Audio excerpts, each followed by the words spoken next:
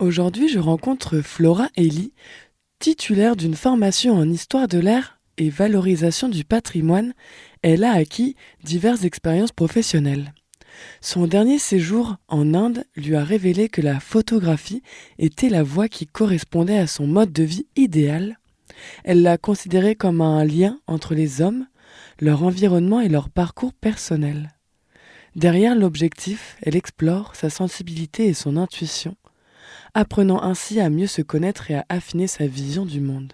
Alors bonjour Flora, Bonjour Camille. Est-ce que tu peux nous raconter un peu depuis quand tu pratiques la photographie ? Alors la photographie de façon, on va dire, professionnelle, ça fait depuis 2020. Après, je pratiquais surtout en tant qu'amatrice lors de voyages ou de choses comme ça en fait. Et comment tu as acquis un peu tes connaissances dans ce domaine ? Est-ce que c'est un peu de autodidacte ? T'as cherché ? C'est complètement autodidacte. Quand j'ai voulu me lancer dans ce projet professionnel, j'ai suivi une petite formation en ligne vraiment pour accueillir un peu plus de base au niveau de la technique. Et après, c'est que en pratiquant, en me plantant beaucoup aussi. Et puis voilà, j'ai vécu au Caire pendant 2 ans. Et dans cette ville, il y avait aussi la possibilité de faire souvent des workshops, etc. Donc ça m'a permis de rencontrer d'autres gens et puis de pratiquer. Et puis d'essayer aussi plein de styles de photographie pour après savoir vers lequel je voulais faire.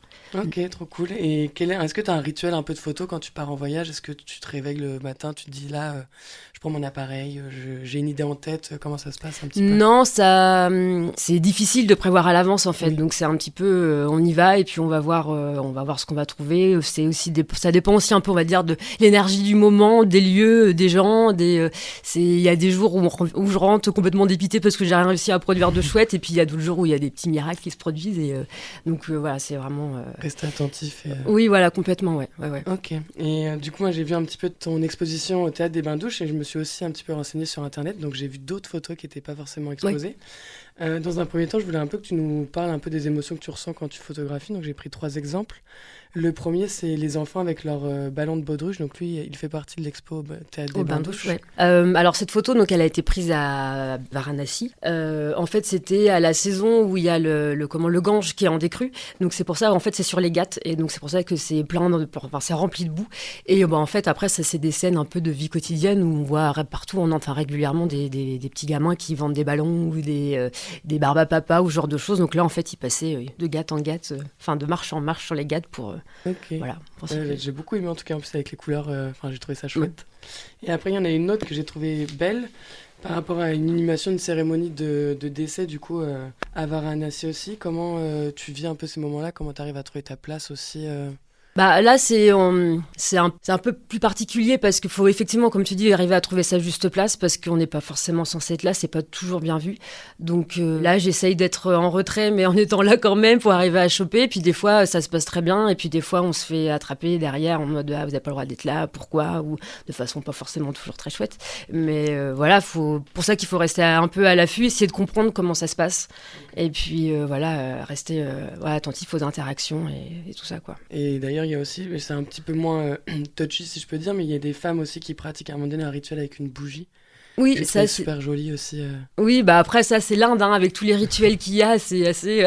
Je pense qu'il y a des choses quasiment tous les jours. Ouais. Mais là, c'était dans le contexte de Diwali en fait, qui est une fête très importante en Inde. C'est un peu la fête des Lumières, où notamment à Varanasi, t'as sur certains, un soir particulier, des milliers de bougies à beurre en fait, qui sont posées sur le sol, sur les Ghats et tout. Et donc le matin, à l'aube, il y a effectivement des centaines, des milliers de gens qui pratiquent des rituels à base de fleurs, de riz, de liquide, d'huile aussi, et pour rendre hommage aux divinités en fait. Incroyable. Ça devait être vraiment trop beau. Oui, carrément. Et du coup, là, comme je t'ai demandé un peu, comment tu trouves ta place en tant que photographe, et est-ce que ça a été aussi évolutif par rapport à ton chemin un peu de photographe ? Parce qu'au début, je sais que je fais un petit peu de photos, mais j'ai du mal, par exemple, à parfois prendre ma place au sein d'événements ou autres. Comment c'est venu pour toi ? Comment ça évolue ? Ça, clairement, ça vient avec la pratique et puis, on va dire, la confiance qu'on prend au fur et à mesure. Parce que forcément, quand on regarde le début de la production il y a quelques années et maintenant, il y a une évolution et ça ne cesse que d'évoluer. Donc, c'est ça aussi qui est chouette. Mais c'est pas être très évident à expliquer en fait. Je pense que c'est vraiment en faisant qu'on acquiert toutes ces choses et la sensibilité par rapport à, et aussi à savoir qu'est-ce qu'on peut faire ou pas.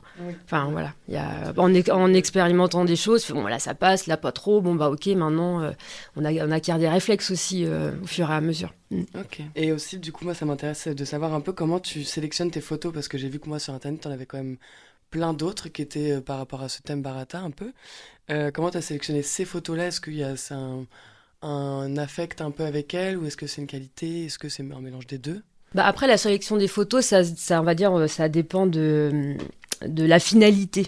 Enfin, un editing pour un journal, pour un portfolio, sera pas le même que pour une exposition, par exemple. Là, il faut quand même qu'il y ait un aspect esthétique. Parce qu'il faut dire, bon, bah voilà, les gens auront potentiellement envie d'avoir ça dans leur salon, chez eux. Donc là, c'est plutôt tout ce qui est sur les couleurs, les lumières, les compositions, etc. Il y a moins un discours journalistique, comme je peux avoir à côté, en fait, justement, dans mon créneau photojournaliste, en fait, quoi. Ok, je vois. Et est-ce que tu as d'autres projets? Parce que j'ai vu que tu étais allé tu nous as parlé de du Caire, de l'Égypte. Est-ce qu'il y a d'autres projets qui sont à venir? Des expos, n'importe Alors là, dans l'immédiat, non. Alors du coup, Bharata, ça se termine le 22, la vendredi. Et puis non, moi, après, personnellement, j'aimerais juste pouvoir retourner un petit peu en Égypte. Voilà, refaire un petit tour.